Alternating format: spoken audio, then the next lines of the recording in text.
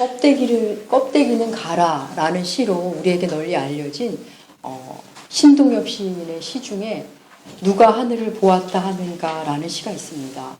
우리나라 5, 60년대 아픔을 온몸으로 겪은 시인이 고통스럽게 써내려간 시입니다. 그 시를 주보에 실어놨습니다. 전문을 제가 한번 읽어보도록 하겠습니다. 누가 하늘을 보았다 하는가? 누가 구름 한 송이 없이 맑은 하늘을 보았다 하는가? 내가 본 건 먹구름, 그걸 하늘로 알고 일생을 살아갔다. 내가 본 건 지붕 덮은 쇠 항아리, 그걸 하늘로 알고 일생을 살아갔다. 닦아라 사람들아, 내 마음속 구름 찢어라 사람들아, 내 머리 덮은 쇠 항아리. 아침 저녁 내 마음속 구름을 닦고 티 없이 맑은 영원의 하늘 볼 수 있는 사람은 외경을 알리라. 아침 저녁 내 머리 위 쇠 항아리를 찢고 티 없이 맑은 구원의 하늘 마실 수 있는 사람은 연민을 알리라. 차마 삼가서 발걸음도 조심 마음을 조아리며 서럽게 엄숙한 세상을 서럽게 눈물 흘려 살아가리라. 누가 하늘을 보았다 하는가? 누가 구름 한 자락 없이 맑은 하늘을 보았다 하는가? 시대의 아픔을 통탄하며 누가 과연 하늘을 보았다고 말할 수 있는가? 시인은 말하고 있습니다. 하늘을 본다고는 하고 있지만 정작 늘 먹구름만 보며 사는 것은 아닌지, 정작 우리 머리 위에는 쇠 항아리를 덮은 채 살고 있는 건 아닌지, 그는 마음속 구름을 닫고 머리 위에 쇠 항아리를 찢으라고 시를 통해 말하고 있습니다. 사람은 하늘을 바라보는 존재입니다. 헬라어로 사람은 안드로포스입니다. 안드로포스라는 단어 그 안에는 위를 바라보는 존재, 소망을 가진 존재, 하늘을 바라보는 존재라는 의미가 담겨 있습니다. 그러고 보면 세상에 어느 동물도 누워서 하늘을 바라보는 동물, 하늘을 우러르며 사색하는 동물은 없습니다. 사람만이 하늘을 바라보고 좋아하고 슬퍼하고 생각하는 존재입니다. 사람이 더욱 사람다워지려면 하늘을 더 많이 봐야 되지 않을까라는 생각을 하게 됩니다. 신동엽 시인은 사람들이 본다는 그 하늘이 과연 하늘일까? 반문하고 있습니다. 여러분의 하늘은 안녕하십니까? 우리나라에는 개천절이라는 이름의 국경일이 있습니다. 10개 하늘천. 하늘이 열린다는 참 근사한 말 아닙니까? 하늘이 열렸다. 하늘이 열리면 어떻게 될까요? 하늘을 보는 정도가 아니라 하늘이 열리면 어떤 일이 일어날까요? 여러분에게 하늘이 열렸다는 것은 과연 어떤 의미가 있습니까? 가뭄 때문에 힘든 농부분들에게는 비가 오면 그게 하늘이 열린 날일 것입니다. 돈 때문에 너무 고통받는 사람이 있다면 어디선가 돈이 뚝 생기면 그날이 하늘이 열린 날일 것입니다. It's raining men. 하늘에서 남자들이 떨어진다 라는 유명한 팝송이 있습니다. 너무 좋아서 할렐루야를 외치는 그런 유명한 팝송입니다. 그 노래에 의하면 멋진 남자들이 하늘에서 내려오는 날이 하늘이 열린 날입니다. 하늘이 열린다. 여러분 개인에게는 하늘이 열린다가 어떤 의미일까요? 하늘이 열린다면 여러분에게는 무엇이 내려오기를 여러분 기대하십니까? 하늘. 언제나 고개를 들면 하늘은 항상 그 자리에 있습니다. 하지만 만질 수도 없고 가까이 갈 수도 없습니다. 여러분 땅이 열린다면 항상 그건 재앙으로 우리에게 다가옵니다. 그런데 하늘이 열린다 하면 막연하게 뭔가 좋은 것이 내려올 것 같은 마음을 우리도 모르게 다 갖고 있습니다. 오늘 예수께서 말씀하십니다. 내가 진실로 진실로 너희에게 말한다. 하늘이 열리고 하나님의 천사들이 인자 위 예수 그리스도의 머리 위로 오르락내리락 하는 것을 보게 될 것이다. 지난주 우리가 말씀을 나눈 대로 진실로 진실로 아멘 아멘 하시며 하시는 첫 말씀입니다. 진정 그런 일이 있을 것임을 선포하시는 장면입니다. 이 장면의 시작, 이 장면의 배경은 이렇습니다. 예수님께서 몇몇 제자들을 이제 만나는 첫 장면입니다. 안드레, 베드로, 빌립은 예수님을 만날 때 무리 없이 그냥 예수님을 그 자리에서 따랐던 것 같습니다. 그런데 나다나엘은 조금 다른 반응을 보입니다.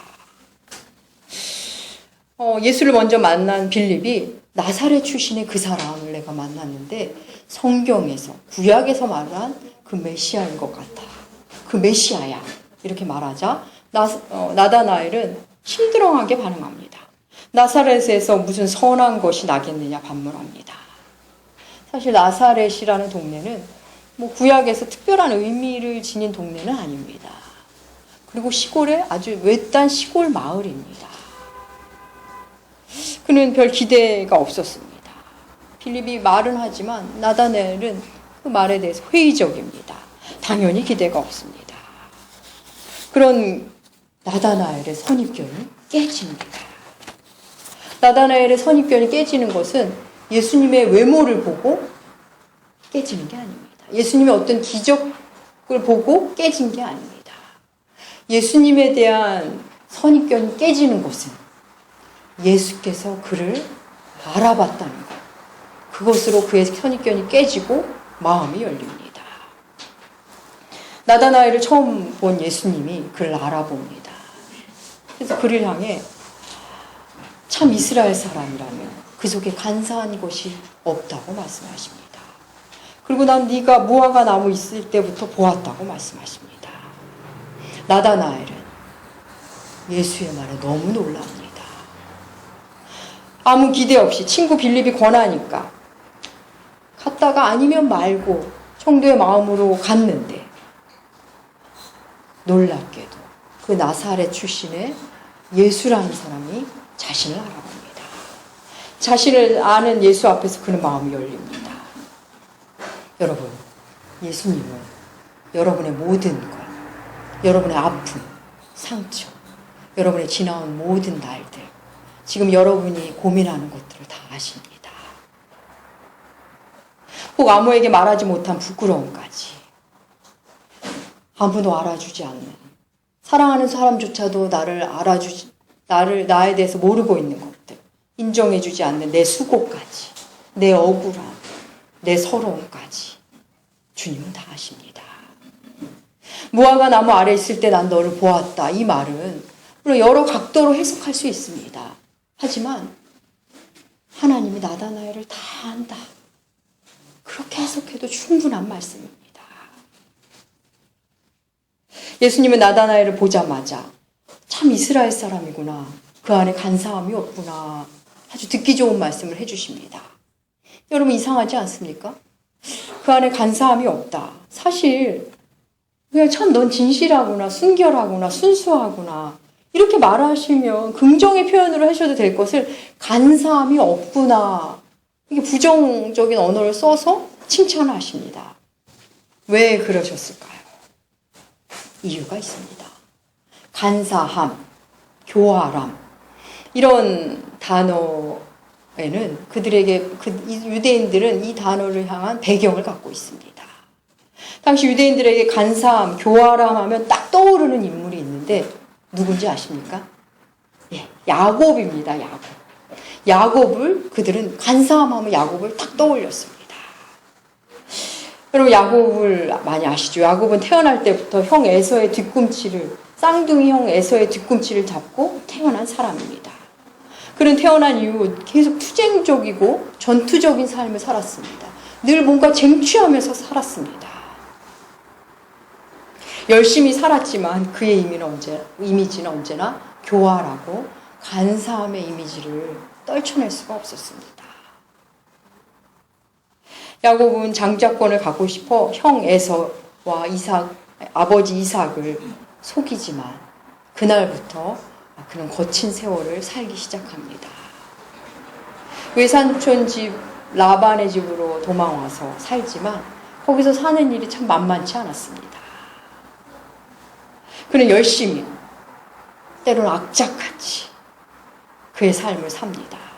형과 아버지를 속이더니 자신은 외삼촌한테 속고 나중에는 아들들에게 속는 삶을 살게 됩니다. 그런 그가 객지 생활을 시작하는 첫날, 그러니까 분노한 형, 내가 내 동생 야곱을 죽여버릴 거야 하는 그 에서의 분노를 피해서 도망하는 그 첫날, 그가 첫날 밤을 길에서 자게 됩니다. 피곤에 지치고 외로움에 지쳐 잠든 그가 그날 밤 한 꿈을 꾸게 됩니다. 사닥다리가 하늘 꼭대기에 닿고 하나님의 사자들이 사닥다리를 오르락내리락 하는 꿈을 꿉니다. 하나님은 그 사닥다리 그 끝 하늘 옆에서 사닥다리 옆에서 그에게 축복의 말씀을 합니다. 그 장면이 창세기 28장에 나와 있습니다. 창세기 28장 11절 14절 11절에서 14절 주보에 실어놨습니다. 우리 함께 읽으시겠습니다. 한 곳에 이르러는 해가 진지라 거기서 유숙하려고 그곳에 한 돌을 가져다가 베개로 삼고 거기 누워 자더니 꿈에 본즉 사닥다리가 땅 위에 서 있는데 그 꼭대기가 하늘에 닿았고 또 본즉 하나님의 사자들이 그 위에서 오르락내리락 하고 또 본즉 여호와께서 그 위에 서서 이르시되 나는 여호와니 너의 조부 아브라함의 하나님이요 이삭의 하나님이라. 내가 누워있는 땅을 내가 너와 내 자손에게 주리니 내 자손이 땅의 티끌같이 되어 내가 서쪽과 동쪽과 북쪽과 남쪽으로 퍼져나갈지며 땅의 모든 족속이 너와 내 자손으로 말미암아 복을 받으리라. 야곱은 자기가 있었던 그곳, 자기가 잠들었던 그곳이 바로 하나님이 계신 곳임을 알게 됩니다. 야곱은 하나님 어떤 특정한 장소에만 계신 분이 아니라는 것을 그날 밤 꿈을 통해 알게 됩니다. 하늘이 열리는 곳이 바로 하나님이 계신 곳임을 그는 깨닫게 됩니다. 오늘 본문 예수님의 말씀은 야곱의 꿈을 연상케 하는 말씀입니다. 유대인들은 이 예수님의 말씀을 들으며 다 야곱의 꿈을 다 떠올릴 수밖에 없었습니다. 야곱은 꿈으로 봤지만 예수님이 이제 너희가 진짜 보게 될 것임을 선포하고 계신 것입니다. 예수님이 이제 그 일이 실제 일어날 것임을 진실로 진실로라는 말로 엄중히 말씀하십니다. 야곱은 하늘과 맞닿은 사다리를 보았고 이곳이 정말 하나님이 계시는 곳이구나 놀라운 신앙 고백도 했지만 집을 떠나온 지 20년 후 형과 에서와의 만남을 앞두고 또다시 두려움에 사로잡힙니다. 그래서 야복강가에서 하나님의 사자와 씨름을 하고 드디어 새 이름을 얻습니다. 이스라엘. 유대인들은 자기 민족 이스라엘의 시작이 바로 야곱에게 있다는 것을 알기에 야곱을 좋아합니다. 그러면서도 그 이름, 그의 삶 안에, 야곱의 삶 안에 있는 간사함과 교활함의 이미지를 여전히 갖고 있습니다. 야곱은 이름이 이스라엘로 바뀐 후에도 여전히 야합하고 속이고 때로는 비겁하게 숨어버리고 옛 모습을 버리지 못한 채 그렇게 삽니다. 영과 육 사이를 오가며 때로는 성물처럼 살기도 합니다. 물론 그는 여전히 성실했습니다. 사실 어찌 보면 매우 인간적인 우리의 모습과 크게 다르지 않는 사람의 모습입니다. 유대인들은 그 야곱을 압니다. 예수께서 나다나엘에게 너에게 간사함이 없다. 그 속에 간사함이 없다. 참 이스라엘 사람이라고 말씀하신 것은 굉장히 의미 있는 말씀입니다. 참 이스라엘 사람, 간사함이 없는 사람. 이 말은 진정한 영적 이스라엘을 말하고 있습니다. 이것은 나다나엘 개인에게만 주시는 것이 아니라 이 말씀을 듣고 읽는 우리에게도 주시는 말씀입니다. 우리가 이미 영적 이스라엘이기 때문입니다. 열심히 고군분투하며 치열하게 성실히 성공을 향해 살고는 있지만 오직 자신의 안위말을 위해 사는 야곱. 형의 뒤꿈치를 붙잡고 형보다 앞서고 싶어 안다라는 그 야곱이 아니라 하나님 앞에서 묻고 하나님 앞에서 씨름하는 참 이스라엘, 그 이스라엘에게 주시는 말씀입니다. 나다나엘은 자신을 아시는 예수님께, 자신을 알아주는 예수님께 신앙 고백을 합니다. 당신은 하나님의 아들이시오. 당신은 이스라엘의 임금님이십니다. 그런 고백을 하는 나다나엘에게 주님이 말씀하십니다. 내가 무화과 나무 아래 있을 때 보았다고 해서 믿느냐? 앞으로 더 큰 일을 보게 될 거야. 여러분 한번 생각해 볼까요? 우리를 누군가 알아주고 내가 지금 얼마나 힘든지 지금 내가 갖고 있는 문제를 이해해주고 알아준다면 우리는 너무나 놀랍고 그 사람에게 감격하고 그 사람을 좋아하게 될 것입니다. 거기에 칭찬까지 섞어주고 말한다면 기분까지 좋아지고 그 사람과 막 친해지고 싶을 것입니다. 예수께서 나다나엘을 알아주신다. 나다나엘에게 내가 널 안다. 여기서 붙였다면 여러분 그 정도의 인물은 상담자들도 그렇게 할 수 있습니다. 아니 지금은 병원에 가도 있고 뭐 좋은 상담실에 가도 그 정도 인물은 다 있습니다. 그 정도 인물은 좀 심하게 말하면 돈을 주고 살 수도 있습니다. 그게 전부였다면, 나다나엘을 알아주시는 게 전부였다면 우리가 굳이 주님을, 예수 그리스도를 주인으로 모시지 않아도 되고 주님을 예배하지 않아도 될 것입니다. 그런데 예수님께서 진짜 하시고 싶은 얘기는 그 다음부터입니다. 내가 진실로로 시작하시면서 하시는 말씀. 아멘, 아멘. 반드시 성취될 일. 지금은 너희가 무슨 말인지 몰라도 아멘으로 받아라. 언젠간 알게 될 거야. 라면서 진실로 선언하십니다. 우리 51절, 요한복음 1장 51절. 여러분의 성경도 좋고 주보에도 실어놨습니다. 함께 읽으시겠습니다. 또 이르시되 진실로 너희에게 이르노니 하늘이 열리고 하나님의 사자들이 인자 위로 오르락내리락 하는 것을 보리라 하시니라. 예수님은 자신이 앞으로 하실 사역이 하늘이 열리고 하나님의 천사들이 오르락내리락 하는 사역임을 처음으로 선포하십니다. 야곱이 본 사닥다리는 꿈이었습니다.